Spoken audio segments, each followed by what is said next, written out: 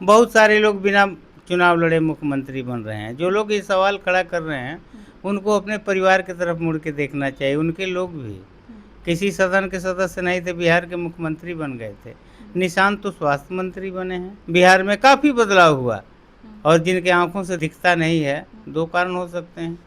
या तो आंखों में मोतियाबिंद हो गया होगा कि बिहार का विकास नहीं दिखता है।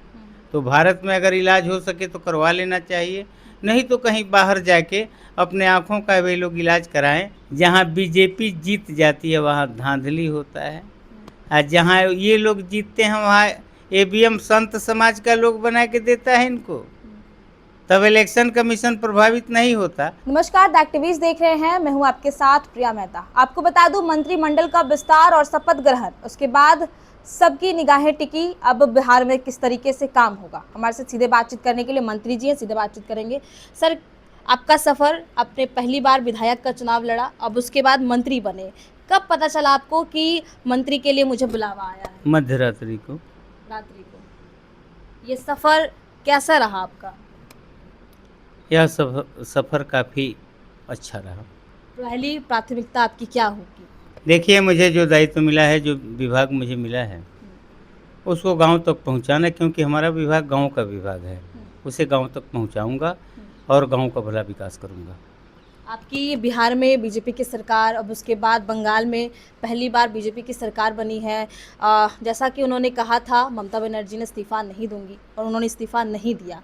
इसको लेकर क्या कहेंगे? देखिए, भारत के संविधान से चलता है, और संविधान अपना काम किया। संविधान के आधार पर एक समय निर्धारित होता है कि आप इस्तीफा दीजिएगा, नहीं तो बर्खास्त किए जाइएगा, तो ये कार्रवाई होती है समय के साथ। कितनी खुशी है, बिहार के बाद बंगाल में भी आपकी सरकार आ गई।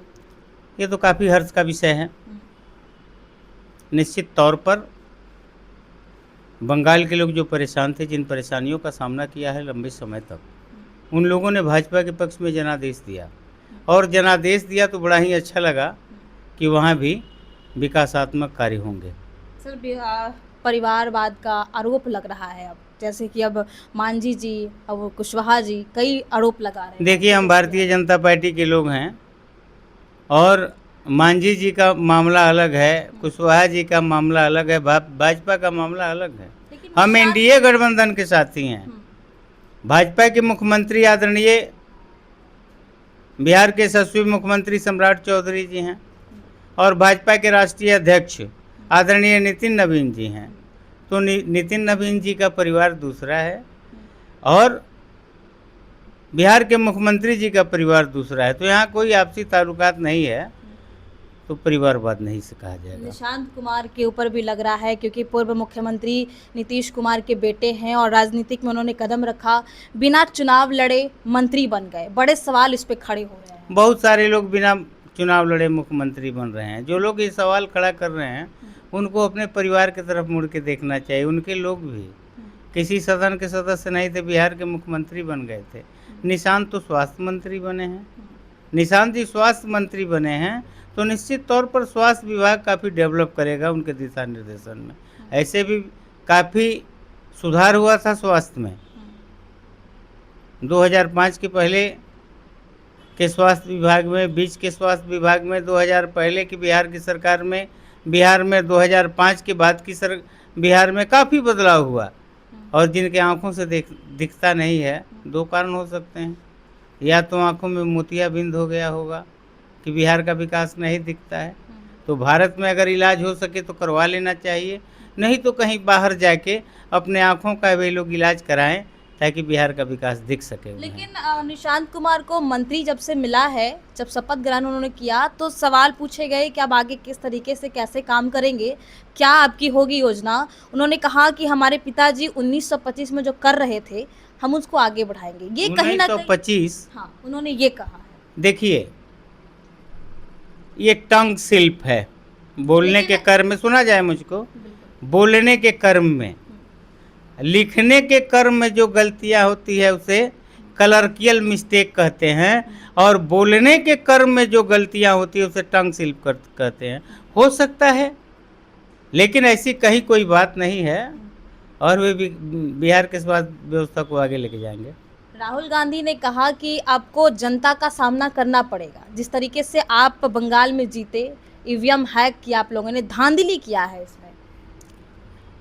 अच्छा एक बात बताइए, जहाँ बीजेपी जीत जाती है वहाँ धांधली होता है, और जहाँ ये लोग जीतते हैं वहाँ ईवीएम संत समाज का लोग बना के देता है इनको, तब इलेक्शन कमीशन प्रभावित नहीं होता। ये कहने सुनने की बातें हैं, और ये लोग बोल बोल के अपने संगठन को, अपने दल को शिखर से शून्य तक ला लिया है।